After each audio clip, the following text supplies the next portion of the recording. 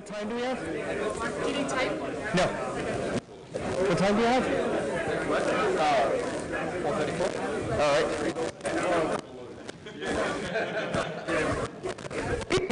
For the end of Unix Epoch is nigh! Come, save your souls and your software from the 32-bit original sin!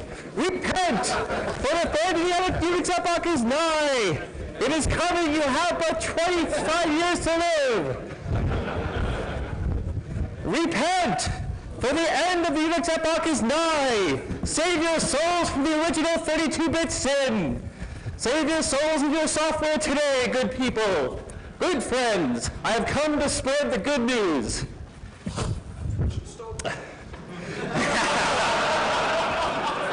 Not quite that holy.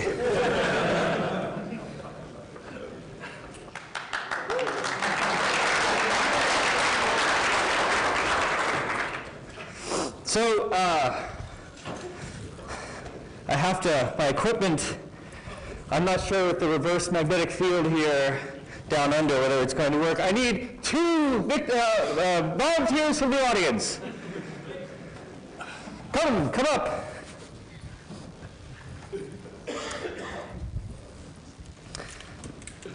Hello, how conductive are you? Okay.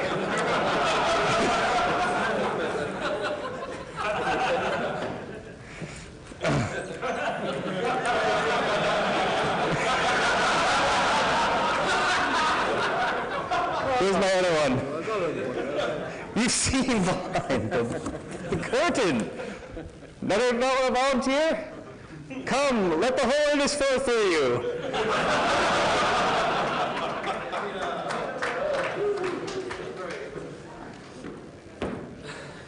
All right. Hold on! Jeez. Up, left, feeling. Said, okay, let's see if this works. Are they supposed to tingle? It's like that shampoo. Lets you know it's working.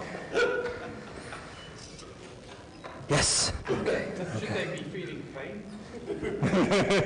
Ready? Any moment. Yes! Success. You can put them down very slowly.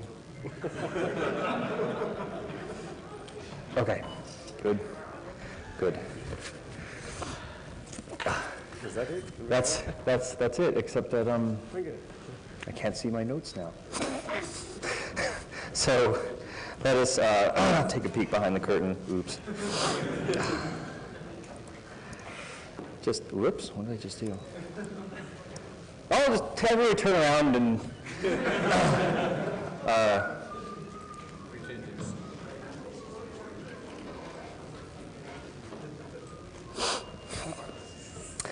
thought I had that prepared so well. Oh well, theatrics. Yes, excellent.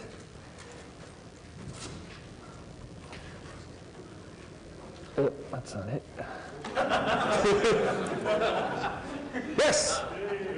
Yes. Brothers and sisters, I am here to ask you one question. Are you ready for the end of the world? Can I get an amen? Amen. Can I get a 200 okay?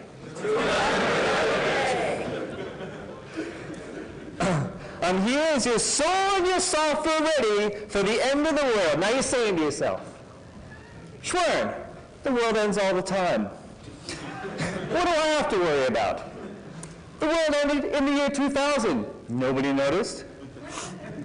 If you believe Jeff, the IP apocalypse is already upon us. Nobody noticed. If you believe the Mayans, the world ended a few months ago. Nobody noticed. But last I heard, my computer isn't run on a Mayan calendar. My computer runs on the most holy Unix calendar, ticking off seconds since the beginning of time. And when did time begin, you may ask? On my birthday. You're crazy than I am. Thursday, January 1st, midnight 1970, the start of the Unix age, all at one time, 32 bits for all time. And And scientists agree. Ticking away, second after second. We have, in their infinite wisdom, our lords of the labs gave us 2,147,483,537 seconds. That is all, plus 100. That is the end. That is the end of time. Bell Labs, it's all they felt that we needed, and who are we to question their wisdom? The labs work in mysterious ways. This is the end. This is the end of all time. Our original 32-bit sin, which we must wash away today in this room. Now you may be thinking, Schwern, by that time, I'll be retired. But that won't happen, not because you'll be dead or because you'll be out of money, but because your bank will think you haven't been born yet. Why? Because when the end of the world comes, we'll start all over again in 1901.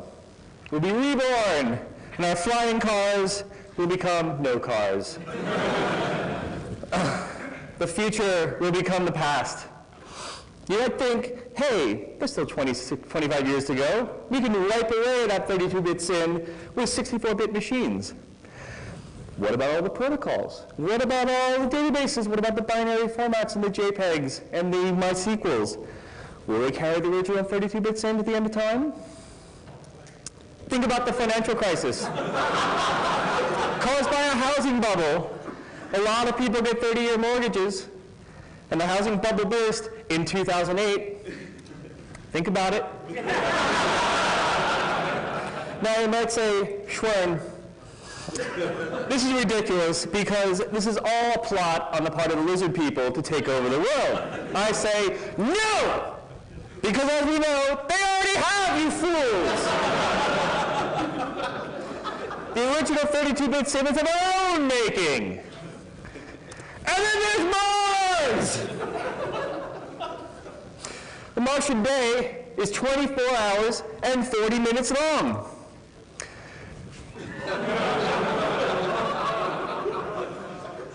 What will happen to the Martians in 2038? If you think, I'll go to Mars, I'll be safe from the original 32-bit sin. No. The Martian year may be longer, but the same number of seconds pass. Your computers will all fail at the same time as we do. Unless the Martians increase the length of a second by 2.7%, and then you get a little more time. But what time zone are the Martians using? Well, we just decided that a crater on Mars, Area 0, is going to be the prime meridian. How ethnocentric of us. And every time we drop a new probe on Mars, we declare a new time zone. The Mars Pathfinder is at area parent time, 2 hours and 13 minutes, and Spirit landed at area mean time, plus 11 hours and 4 seconds. It's already becoming crazy. We haven't even stepped foot on that planet yet. How will the future Martians judge us for making such a mess of their time? But I'm here to spread the good news. There is hope. You can save your souls and your software from the original 32-bit sin. And when the glorious rapture at the end of time crashes the heathen computers, we will be safe. Can I get an exit code 0? Exit code 0. Is there someone in the audience whose devices would like to be saved? Yes, sir! Come down!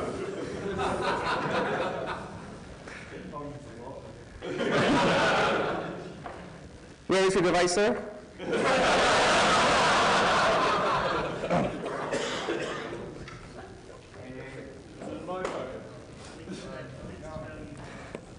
How much do you value this device, sir?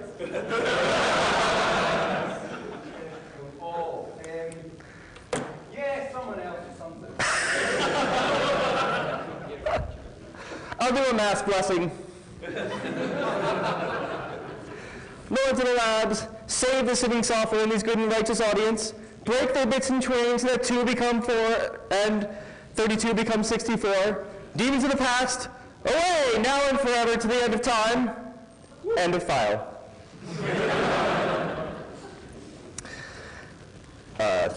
So that concludes the crazy portion of the talk.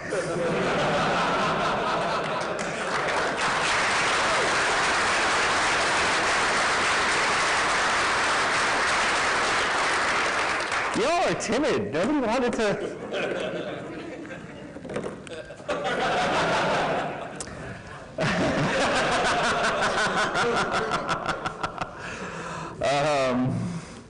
Let's pull up the other half of the talk. There we go. Okay, so there is actually serious content here. Yeah. So I want to talk to you about J.R. Stockton's critical and significant dates. This is an amazing list. I love it so much. It's not about your dating history, but it's about time and date values past and the future from the beginning of the universe, generally considered to be a bad idea, to the beginning of the Unix epoch, where Unix counts the number of seconds since 1970, to the end of the world, and all the crazy exceptions in between.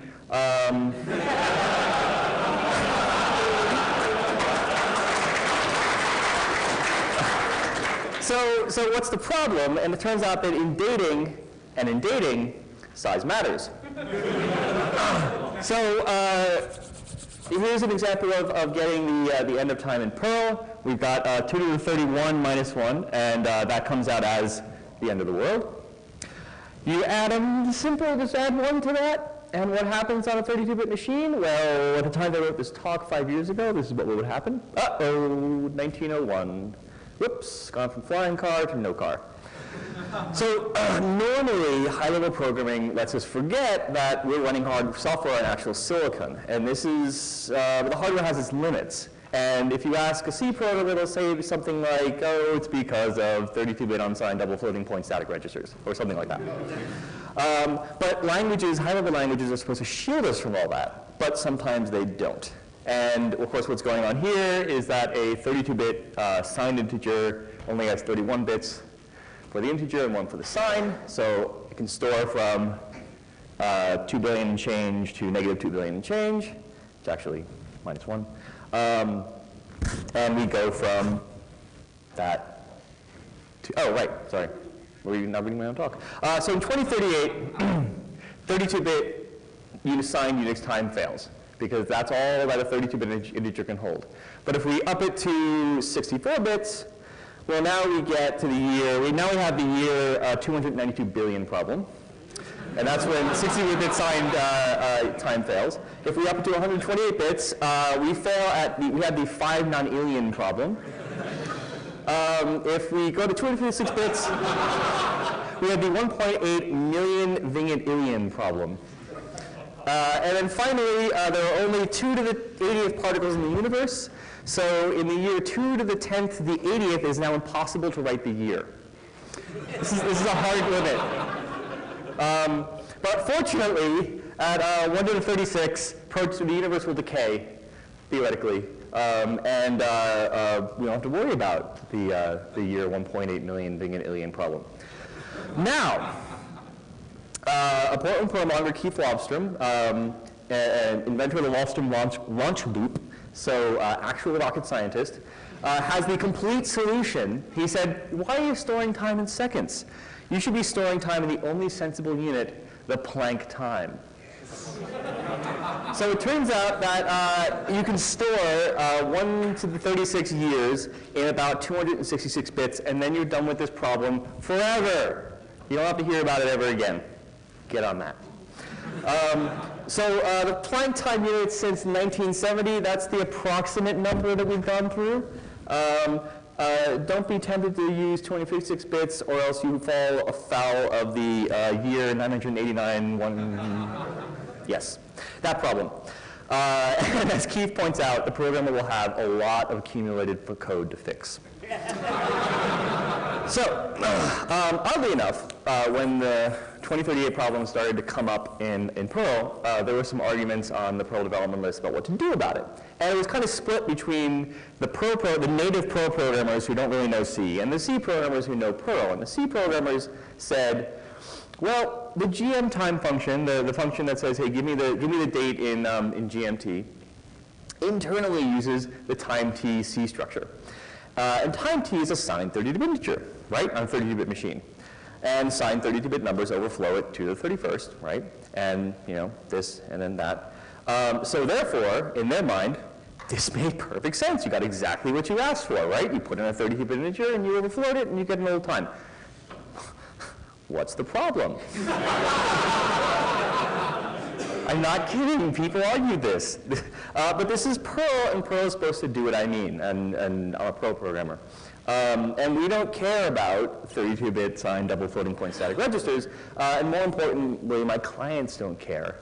So when they get 1901, I can't say it's because of 32-bit signed double floating point registers and expect them to go, oh yes, okay, I understand that's why we can't sell any products today. No, they go, you're fired! So a number is a number. That's the deal that most languages these days sell us. A number is a number is a number. I don't really care how it's represented internally, just figure it out. So we had to fix this. So we had to fix this. I had to fix this. So why do you care, right? As I said, it's 25 years to go. In 25 years, you'll be, well, I can only hope I look that good in 25 years. You'll probably be retired, and I'll be eligible for the AARP, which doesn't make any sense to you, American Retirement Program. But stuff happens in the future. Right now, stuff happens in the future. And this might seem obvious, but a lot of people pretend it doesn't. For example, anybody here have a 30-year mortgage? Raise your hand. Yeah, sorry. Perhaps you want to construct some sort of death clock. I plan on living beyond 2038. And also stuff happens in the past because odds are if you have problems with 2038, you have problems with dates before 1901 or even before 1970. Here are some wonderful photographs of Pittsburgh in 1941, in 1927, 1938.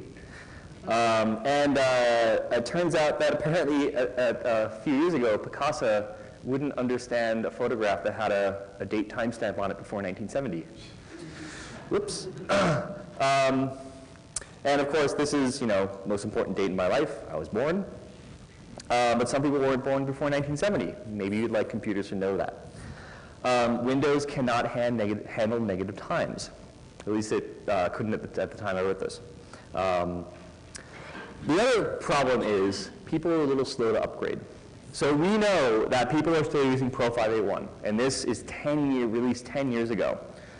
So we've got a 10-year upgrade cycle in Perl, or more. It's getting longer. The more critical the application, the more slower the upgrade cycle, especially the more money that the company has, the slower the upgrade cycle it seems to be. So you kind of do the math, and you go, well, by the time they upgrade software that they're running today, we're only going to have 15 years to go, and the problem is going to get even worse. I found a great one about one of the first major failures to 2038 was AOL, who was storing. They were storing their user data in their database, and they had no way of saying never expire this. So the programmer just said, oh, well, it'll just expire in 30 years. 2008 rolls around, and the system crashes because all of a sudden they've got negative dates in their system and everything goes to pot. And they probably fixed it by just hard coding 2038 in it, and then it'll all fail later on. But stuff is already starting to fail because of this. So that's the problem. And before we look at solutions, I want to talk about what's not a solution, because a lot of people think that they have things that are solutions. Blame the user, that's the good one. Just say you use a 32-bit integer, you're wrong. No, only C programmers think this is a feature. Let's all upgrade to 64-bit processors. That actually is working for the most part to solve the problem for the home user, because our cycle is maybe 3-5 years for stuff. But that's not what's scary. It's the embedded systems that nobody thinks about. It's the factories, it's your car, it's your TV, it's your heating and air conditioning system, all quietly ticking away, doing its job with a computer you don't even know about. That's probably not even 32-bit until time runs out, and then who knows what happens when all of a sudden it thinks it's the past. We already had a bunch of, when daylight savings times rules change, there are problems with factories melting down because suddenly it's the past and it doesn't know to shut itself off and overheats and spills everywhere. So really what saying let's all upgrade to 64-bit is saying is this. There's also another problem. Let's talk about the burning sky orb. You guys have a lot of it down here. So we really have two types of time.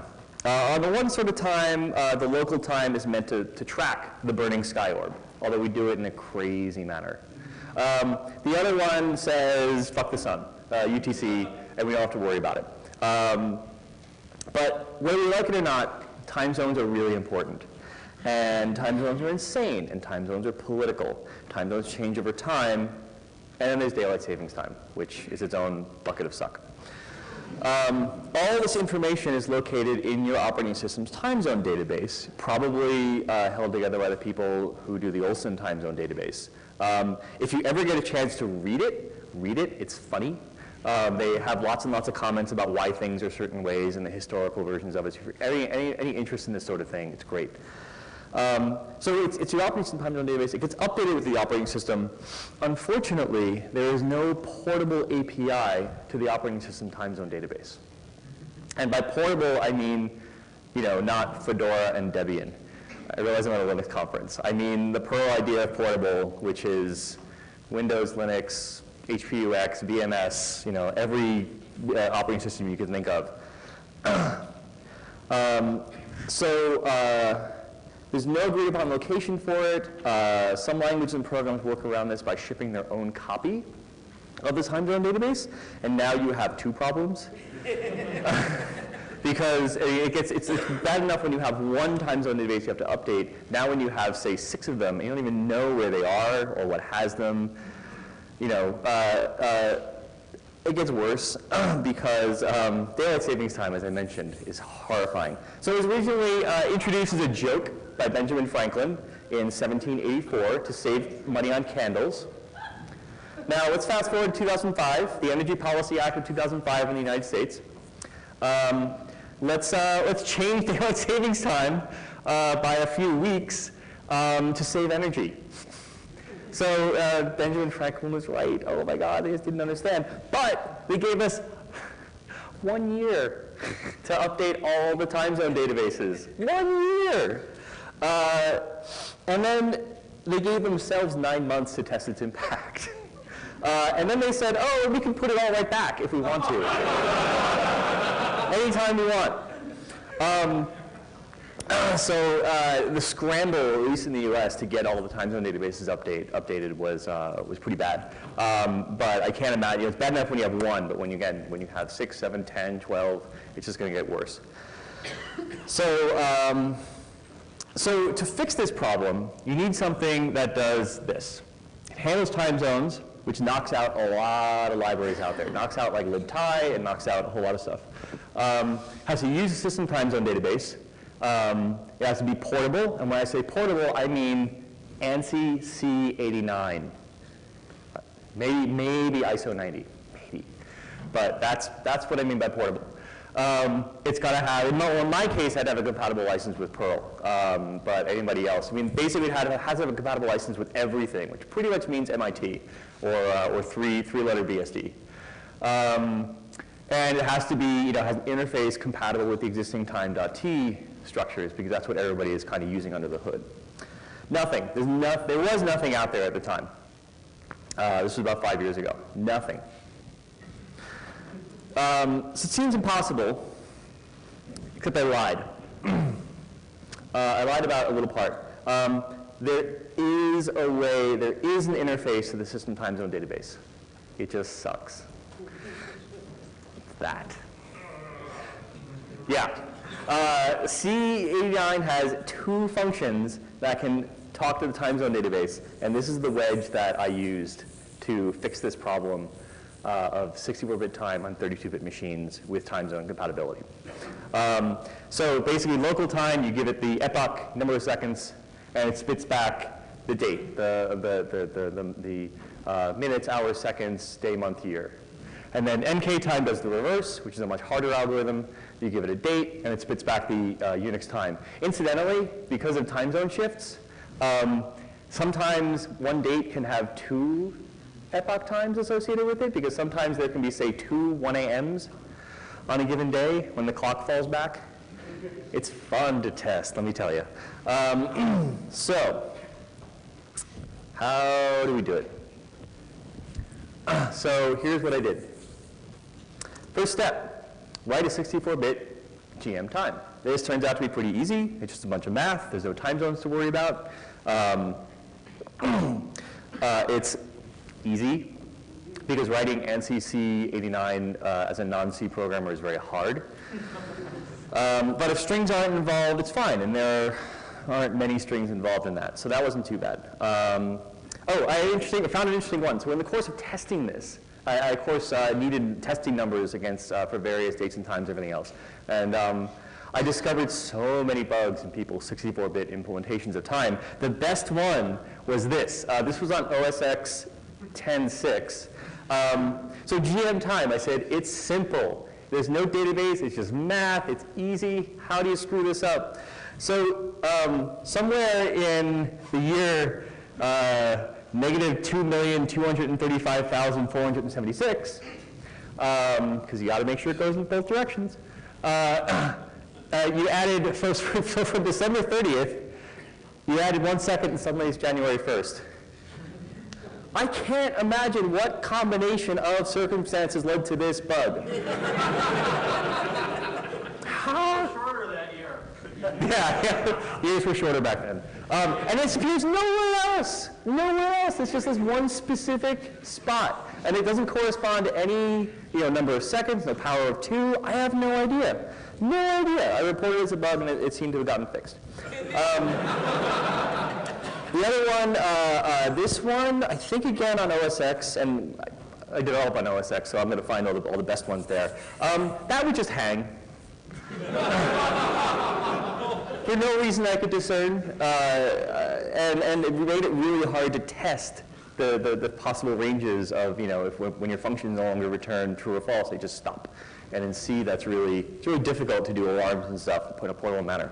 Again, that number doesn't correspond to anything, that date doesn't correspond to anything that has any significance. I have no idea how you would write that bug.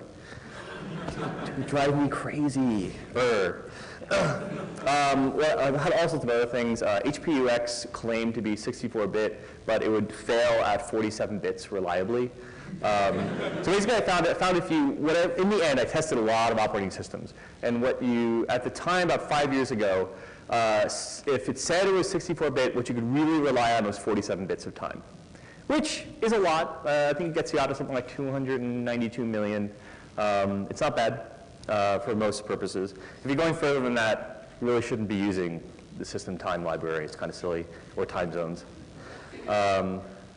Speaking of dates way in the past, found out so many fun things about this. Operating systems do different things when you go way in the past with time zones. And I had a bunch of bugs in my tests where I would run them on some machines and I'd be like, okay, this is Europe-London time zone, this is Europe-Paris. They're in the same time zone, they should be the same. And then they would, somewhere in the past, they would diverge by like 12 minutes. I'm like, what? So it turns out that some systems, a lot of Linux systems, will, when you're before time zones in history, it'll start to use solar noon in that particular city, which is really clever. Okay, so step 2.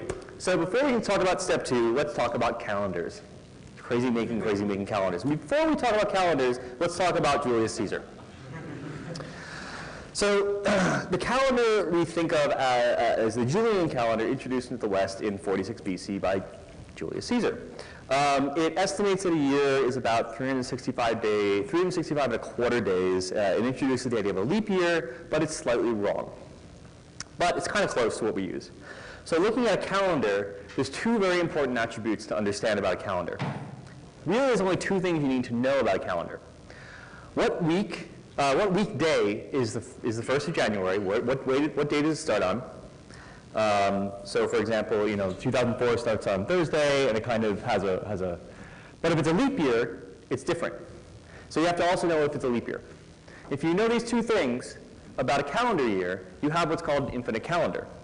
So you can represent, all time just by having a calendar that has, the 14 different ones. So there's 7 possible starting days. There's a leap year every 24 years. So the Julian calendar has a 28-year cycle. Every 28 years, it just repeats itself from the point of view of the calendar stuff. And you can exploit that. So this is the starting day, and then there's the days going on from it. So given any year on the Julian calendar, you can add or subtract 28 years to get the same calendar year. Aha! Well, we can map future dates, which local time can't handle, into the past to ones that they do, that local time can handle. And you can map past dates to ones that are in the safe range, which is 1970 to 2038. And then once you do that, you can now do some clever things, and well, I'll show you the algorithm later. But that's the important thing. Aha, we can map these dates into our safe range from the past and from the future. But we don't use the Julian calendar, otherwise we'd be 2 weeks ahead of the sun. We use the Gregorian calendar. This calendar has more complex leap year rules. How many people were around the year 2000 programming? How many people got the leap year wrong at some point and forgot to add in the mod by 100? Yes. It changes the rules for leap years, so effectively you now have a 400-year cycle. And that's not going to work. So we can fake it.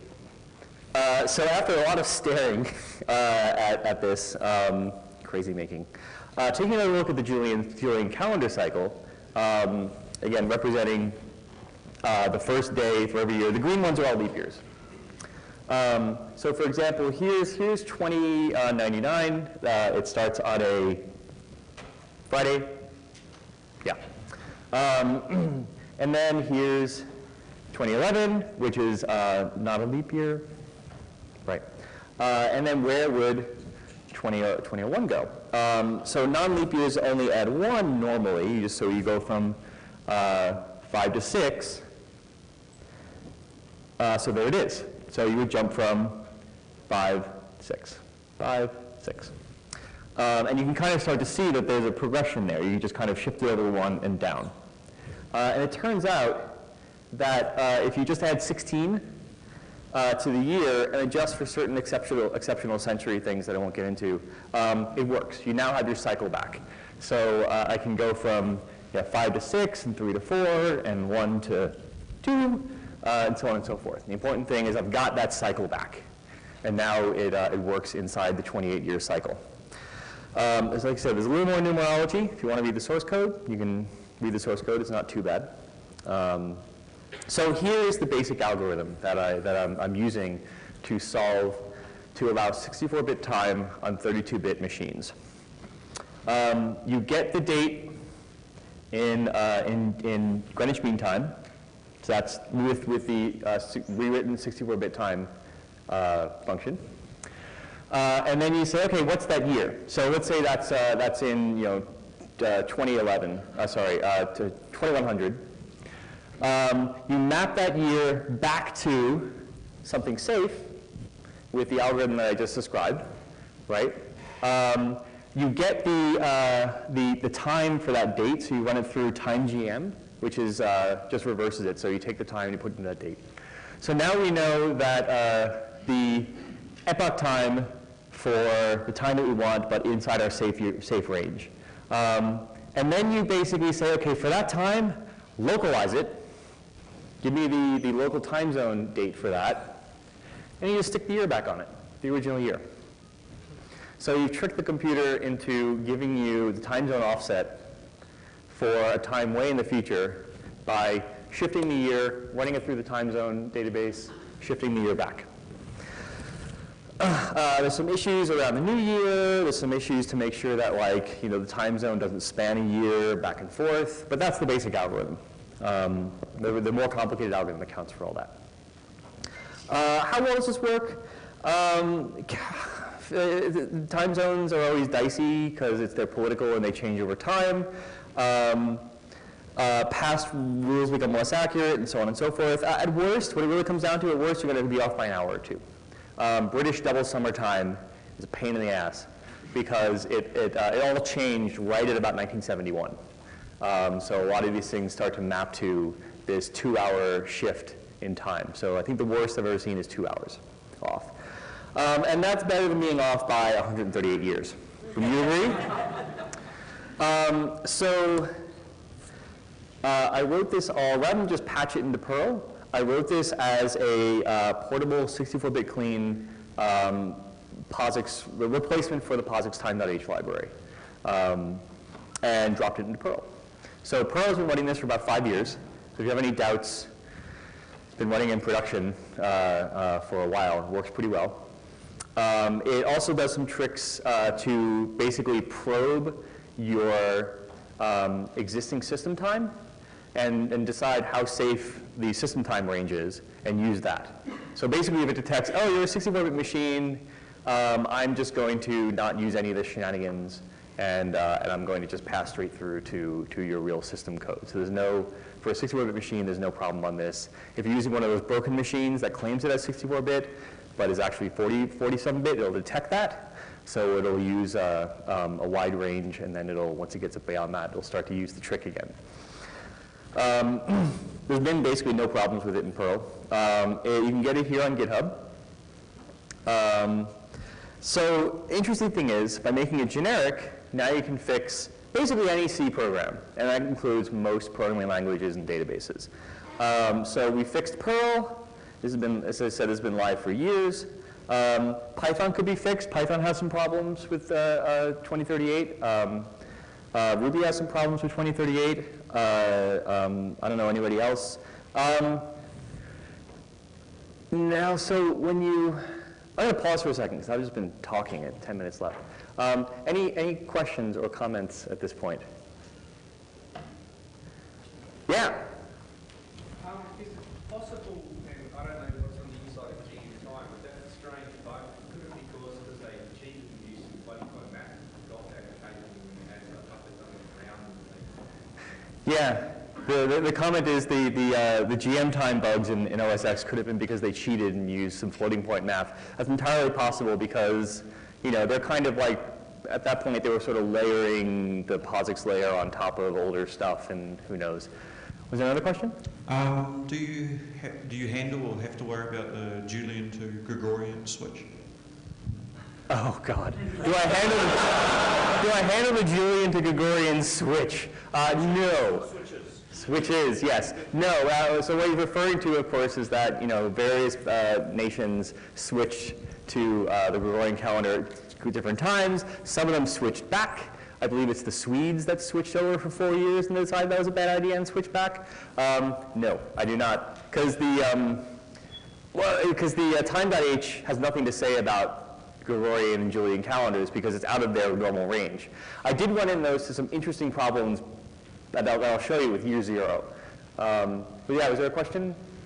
Yeah, look, I don't know why we're spending all this time and fuss and effort, because we know that Doctor Who runs Linux in the TARDIS, right? So this problem will have been solved.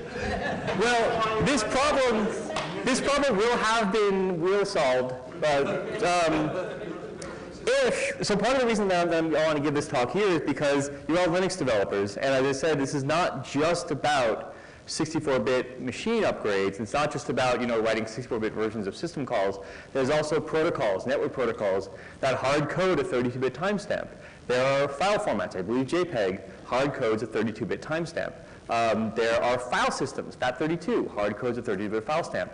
None of this stuff will work in 2038, and it's going to start to fail as we get closer and closer to it. So basically, what I'm asking you ultimately is, as you're working on whatever it is you work on, when you encounter something that has a 32-bit timestamp, think about it and change it or patch it or raise a bug or do something in it, because those protocols are really the hard things to get rid of. As Jeff has told us, protocols are the hard thing to change. Hardware is easy, software is relatively easy, but protocols, oh God. I had wanted to add something to the calendar wiki about this, but I didn't have the time, unfortunately. I'm going to press on a little bit because there's some extra stuff I want to talk about. Interesting things happen when you punch through the 2038 barrier. The struct in which C stores the year is defined to be an integer, and so on 32-bit machines this leads to the year 2 billion bug. And I actually found some 64-bit Linux implementations that forgot to upgrade the size of the year. They still had it as 32 bits. A lot of them missed this. Windows C functions fail at the year 3001. I have no idea why. HPUX fails at the year 10,000. And the opposite direction may be the year 0 problem that I alluded to. So if you ask a historian, there is no year 0. They do this. There's 1 BC and you go straight to 1 AD. And historians are fine with this because they still do all their work on scrolls. Being a year off isn't too important. And it's also why year 2001 was the real millennium and you had all those people like that, whatever.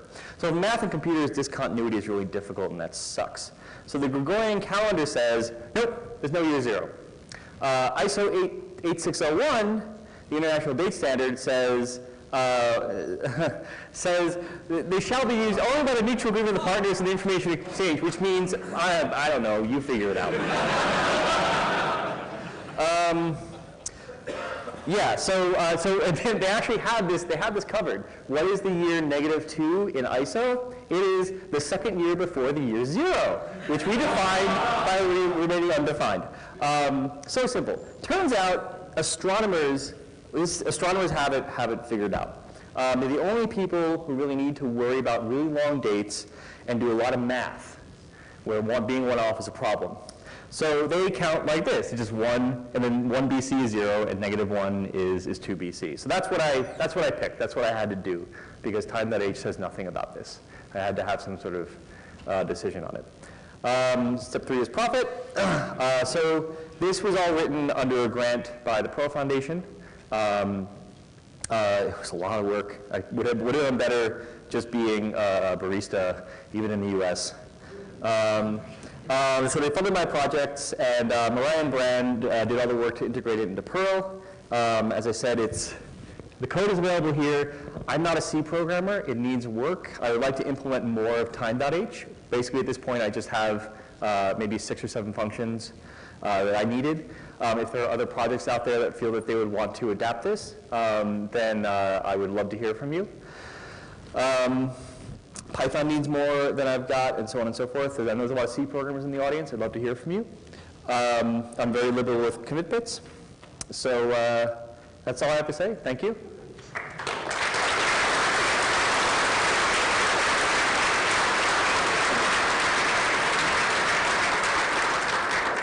Any questions? No? Is that a timid one right there? No? Okay, Michael, thank you for the speech. Another one, yay! It's a gift from Linux Australia and the conference organisers. Great, thank you very much.